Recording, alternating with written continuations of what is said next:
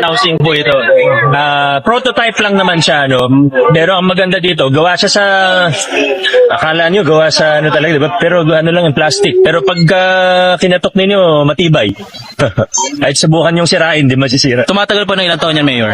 Ano ha? Tumatagal ng ilang taon, Mayor? Hindi naman nasisira yan eh. So, matagal. Pero gagamitin natin siya sa transition housing. So, ibig sabihin, kunyari may site tayo, may area, informal settler community. So, gusto natin i-upgrade, di ba? Kasi gusto natin i-upgrade ang pamumuhay ng tao. Ang antas ng pamumuhay, gusto natin tumaas.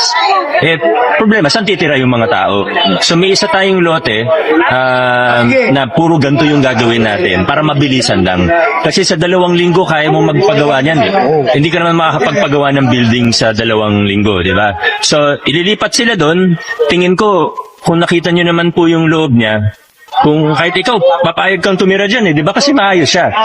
Sa totoo, mas maayos pa nga siya kaysa sa kalagayan ng iba nating mga kababayan.